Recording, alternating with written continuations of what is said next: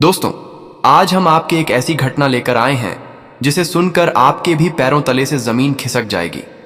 तो दोस्तों, जब जिले की सबसे बड़ी अधिकारी डीएम अनुष्का की मां कमला देवी साधारण कपड़ों में एक बड़े सरकारी बैंक में पैसे निकालने गईं, तब बैंक के सभी अफसरों ने उन्हें एक गरीब महिला समझकर अपमानित किया। कोई सोच भी नहीं सकता था कि यह साधारण सी महिला असल में जिले की डीएम मैडम की मां है। सभी ने उन्हें तिरस्कार की नजरों से देखा और सोचने लगे कि ऐसी औरत इतने बड़े बैंक में क्या करने आई है। इसी बीच वह महिला धीरे धीरे काउंटर की ओर बढ़ने लगी। काउंटर पर प्रिया नाम की एक गार्ड बैठी थी। वह बुजुर्ग महिला प्रिया से बोली, बेटी, मुझे बैंक से पैसे निकालने हैं, ये रहा चेक। प्रिया ने चेक देखे बिना ही महिला को कहना शुरू कर दिया, आपकी इतनी हिम्मत कैसे हुई बैंक आने की? ये बैंक आप जैसे लोगों के लिए नहीं है। भिखारीन, यहां क्यों आई हो? ये बैंक बड्ढे लोगों का है। यहां बड्ढे बड्ढे लोगों के अकाउंट हैं। तुम्हारे जैसी औरत की तो ऐसे बैंक में खाता खुलवाने की औकात ही नहीं है। निकल जाओ यहां से, नहीं तो मारकर भगा दूंगी। महिला बोली, बेटी, तुम पहले चेक तो देखो, मुझे RS 5 लाख नकद निकालने हैं। ये सुनते ही प्रिया गुस्से से आग बबूला हो गई। ये कोई मजाक करने की जगह है क्या? क्या सोच रही हो तुम? तुम जो कहोगी मैं मान लूंगी। तुम्हारे जैसी औरत की इतनी औकात ही नहीं। और क्या कहा? 5 लाख? जिंदगी में कभी इतने पैसे देखे हैं? जल्दी से यहां से निकल जाओ, नहीं तो धक्का मारकर बाहर फेंक दूंगी। ठीक उसी समय बैंक मैनेजर अपने केबिन से बाहर झांकते हुए बोले, कौन इतना हंगामा कर रहा है? प्रिया तुरंत बोली, कोई भिखारीन औरत है सर, जा नहीं रही है। बैंक मैनेजर गुस्से से बाहर आए और बिना कुछ पूछे उस बुजुर्ग महिला को एक जोरदार थप्पड़ डेच मार दिया। थप्पड़ इतना जोर का था कि महिला लड़खड़ाकर जमीन पर गिर पड़ी। फिर मैनेजर ने सिक्योरिटी गार्ड को बुलाकर कहा, क्या कर रही हो तुम? घसीट कर बाहर निकालो इस औरत को। पता नहीं कहां कहां से ऐसे लोग आ जाते हैं। प्रिया ने जबरदस्ती उस महिला को बैंक से धक्का देकर बाहर निकाल दिया। वहां मौजूद सभी ग्राहक और कर्मचारी चुपचाप सब कुछ देख रहे थे। कोई नहीं जानता था कि यह महिला जिले की डीएम अनुष्का की मां है और यह पूरी घटना बैंक के सीसीटीवी कैमरे में रिकॉर्ड हो रही थी। घर लौटकर वह महिला रोते रोते अपनी बेटी डीएम अनुष्का को फोन कर पूरी घटना बताती है कि कैसे बैंक में मेरे साथ अपमान किया गया, कैसे मुझे जलील करके बाहर निकाल दिया गया। यह सुनकर अनुष्का अंदर से कांप उठी। उनके लिए यह आग से भी कम न था। वह रोते हुए अपनी मां से बोली, मां, कल मैं खुद आ रही हूं और तुम्हारे साथ जाकर उसी बैंक से पैसे निकालूंगी। अगले दिन सुबह अनुष्का ने एक सादा सूती सादी पहनी और अपनी मां के साथ बैंक जाने के लिए तैयार हुई। मां बेटी एक दूसरे को गले लगाती हैं। उनकी आंखों में आंसू थे, गर्व के भी और पीठ के भी।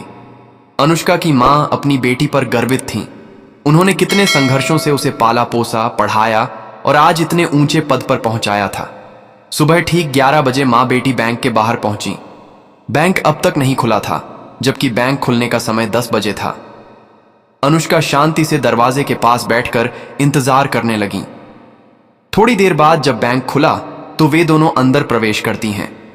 दोनों इतने साधारण कपड़ों में थीं कि वहां मौजूद ग्राहक और कर्मचारी उन्हें एक सामान्य ग्रामीण महिला और युवती समझकर भ्रमित हो गए।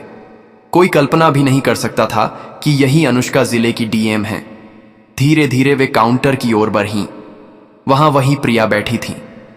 अनुष्का विनम्रता से बोली, मैम, हमें पैसे निकालने हैं, मां की दवाई लेनी है और कुछ जरूरी काम भी हैं। ये रहा चेक, कृपया देख लीजिए। प्रिया ने दोनों महिलाओं को सिर से पांव तक देखा। सादी में एक वृद्ध महिला और साधारण कपड़ों में एक युवती। किसी भी हाल में वे अधिकारी नहीं लग रही थी। उसने व्यंग्य में कहा, आप शायद गलत बैंक में आ गई हैं। यह शाखा हाई प्रोफाइल क्लाइंट्स के साथ काम करती है। अनुष्का मुस्कुराकर जवाब देती है, एक बार चेक करके देख लीजिए मैडम, अगर ना हो तो हम चले जाएंगे। अनिच्छा से प्रिया ने लिफाफा लिया और बोली, थोड़ा समय लगेगा, वेटिंग चेयर पर बैठिए। अनुष्का अपनी मां का हाथ पकड़ डाकर एक खाली कुर्सी पर बैठ गईं। उन्होंने मां को पानी दिया और खुद भी शांत भाव से बैठी रहीं।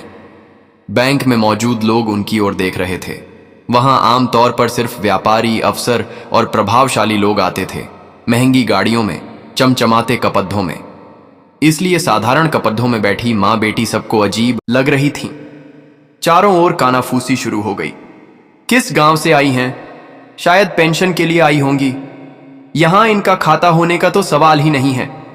अनुष्का सब कुछ सुन रही थी, लेकिन शांत बनी रही। उनकी मां थोड़ी असहज हो रही थी, लेकिन अपनी बेटी का धैर्य देखकर खुद को संभाल लिया।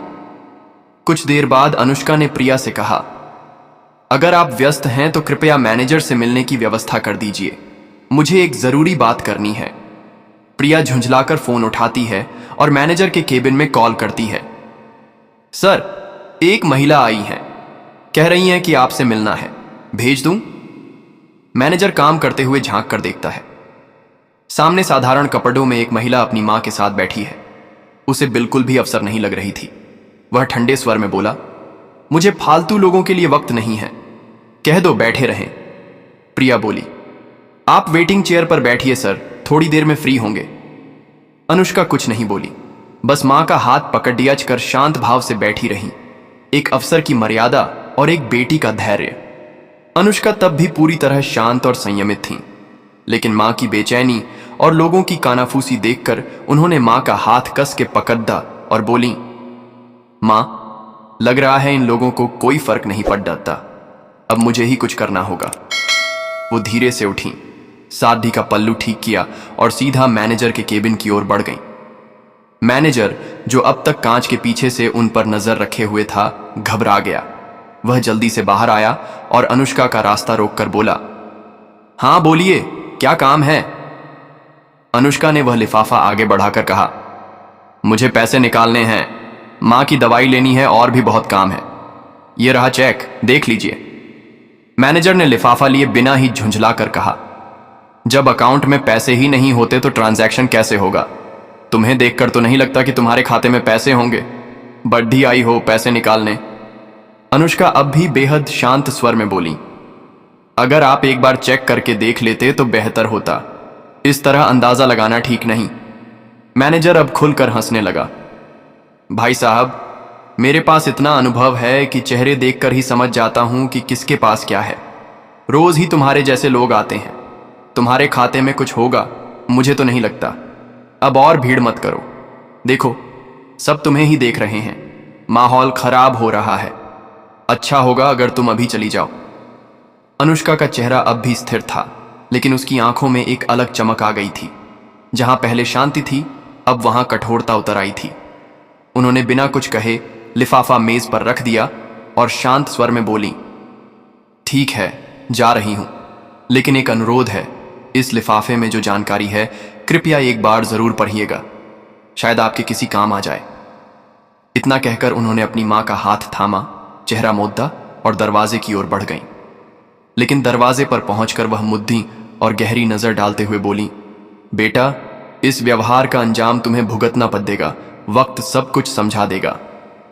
पूरा बैंक कुछ क्षणों के लिए निस्तब्धता में डूब गया।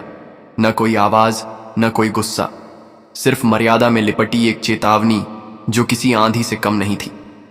मैनेजर एक पल के लिए ठहर गया, फिर हंसते हुए बोला, बुढ़ापे में लोग कुछ भी कह जाते हैं, चलो जाने दो, और वापस जाकर अपनी कुर्सी पर बैठ गया। उसके सामने वही लिफाफा भी मेज पर पड़ा था, बिना पढ़ा, अनदेखा।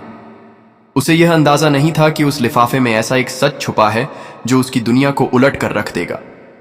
अगले दिन बैंक का वही पुराना रूटीन शुरू हुआ। क्लर्क अपने काम में, कैशियर अपनी गिनती में और मैनेजर अपनी पुरानी अहंकार में डूबा हुआ। लेकिन इस बार एक फर्क था। वही वृद्ध महिला जिसके साथ एक दिन पहले अपमान की सारी हदें पार कर दी गई थीं, फिर से उसी बैंक में दाखिल हुई। मगर इस बार वह अकेली नहीं थी। उनके साथ था एक तेज तर्रार अफसर जो सूट बूट में चमक रहा था। उसके हाथ में था एक चमचमाता ब्रीफकेस। उनके प्रवेश के साथ ही पूरा बैंक उसी दिशा में देखने लगा। बिना किसी को कुछ कहे वह सीधे मैनेजर के केबिन की ओर बढ़ी। मैनेजर उन्हें पहले पहचान नहीं पाया, लेकिन जैसे जैसे वह करीब आई, उनका चेहरा साफ होता गया। वही महिला जिसकी फाइल उसने कल लौटा दी थी, जिसकी साधी पर वह हंसा था, जिससे कहा था तुम जैसे ग्राहक नहीं चाहिए, और जिसे उसने बाहर निकाल दिया था। अब उसके चेहरे पर डर की परछाई उभरने लगी। घबराकर वह खुद ही केबिन से बाहर आ गया। महिला के चेहरे पर अब आत्मविश्वास और गरिमा की चमक थी। वह नहीं रुकी, सीधे मैनेजर के सामने खाडीडी होकर तीखे स्वर में बोली, मैनेजर साहब, मैंने कल ही कहा था आपको अपने व्यवहार का परिणाम भुगतना पड़ेगा। आपने सिर्फ मुझे नहीं, मेरे जैसे हजारों सामान्य नागरिकों को तुच्छ समझने की कोशिश की है। अब समय आ गया है कि आप सजा भुगतें। मैनेजर स्तब्ध होकर बोला, आप कौन हैं जो मुझे सिखाने आई हैं? यह आपका घर नहीं है, यह बैंक है, और आप यहां मेरा क्या कर सकती हैं? महिला उसकी बात बीच में ही रोककर मुस्कुरा उठी। फिर अपने साथ आए अफसर की ओर इशारा करते हुए बोली, ये मेरे कानूनी सलाहकार हैं और मैं अनुष्का, इस जिले की प्रशासक, डिस्ट्रिक्ट मैजिस्ट्रेट यानी डीएम, और इस बैंक की 8% शेयर होल्डर। और यह मेरी मां है जिनके साथ आपने और आपके स्टाफ ने बेहद अपमानजनक व्यवहार किया है। एक पल के लिए पूरे बैंक में सन्नाटा छा गया। सभी कर्मचारी, ग्राहक, यहां तक कि दरवाजे के पास खाडीडीडीडी सुरक्षा गार्ड भी हैरान रह गए। मैनेजर के चेहरे का रंग उड़डीडीएच गया। वह कुछ कह पाता इससे पहले ही अनुष्का फिर बोली, तुम्हें तुरंत बैंक मैनेजर के पद से हटाया जा रहा है। अब तुम्हारी पोस्टिंग फील्ड में होगी, जहां तुम्हें हर दिन सामान्य जनता से मिलकर रिपोर्ट बनानी होगी। अनुष्का ने ब्रीफकेस खोला और उसमें से 2 दस्तावेज निकालकर सामने रख दी। पहला था मैनेजर का ट्रांसफर ऑर्डर और दूसरा कारण बताओ नोटिस, जिसमें लिखा था कि उसका व्यवहार बैंक की नीति के खिलाफ पाया गया है। मैनेजर पसीने से तरबतर हो गया था। कांपते स्वर में बोला, मैडम, मुझसे बहुत बड़ी भूल हो गई। मैं शर्मिंदा हूं। बीते कल की घटना के लिए दिल से माफी चाहता हूं। अनुष्का की नजर अब भी स्थिर थी, लेकिन उसकी आवाज में वह न्याय का तीखापन था जो एक सच्चे अफसर की पहचान होता है। किस बात की माफी मांग रहे हो? केवल मेरा अपमान किया था या उन सारे ग्राहकों का जो आम कपड़डीढों में आते हैं, लेकिन तुम्हारी आंखों में उन्हें सिर्फ उनका पहनावा दिखता है? क्या तुमने कभी बैंक की गाइडलाइन पढ़ी ही है? उसमें साफ लिखा है हर ग्राहक बराबर है, कोई अमीर गरीब नहीं होता, और जो कर्मचारी भेदभाव करेगा उसके खिलाफ व्यवस्था की जाएगी। एक पल रुककर अनुष्का कठोर स्वर में बोली, चाहती तो आज ही तुम्हें सस्पेंड कर सकती थी, लेकिन मैं तुम्हें खुद को सुधारने का एक मौका दे रही हूं। अगली बार तुम्हारा नाम नहीं, तुम्हारा अस्तित्व मिटा दिया जाएगा। फिर उन्होंने बैंक की सुरक्षा गार्ड प्रिया को बुलाया। प्रिया डरते डरते आगे आई। उसकी आंखों में आंसू थे। कांपते हाथों से बोली, मैडम, मुझे माफ कर दीजिए। मुझसे बहुत बड़ी गलती हो गई। अब से किसी को भी ऐसे नहीं आंकूंगी।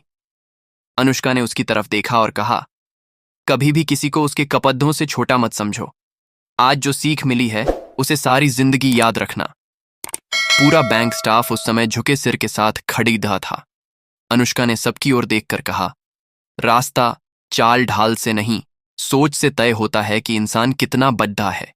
जो मानवता को समझता है वही सच्चा अधिकारी है। इतना कहकर अनुष्का अपनी मां के साथ बैंक से बाहर निकल गई। बैंक में कुछ क्षणों के लिए गहरा सन्नाटा छा गया। फिर एक एक करके सबने एक दूसरे की ओर देखा। हर किसी की सोच बदल चुकी थी। उस दिन के बाद से बैंक का माहौल पूरी तरह से बदल गया। अब हर ग्राहक को सम्मान से देखा जाने लगा।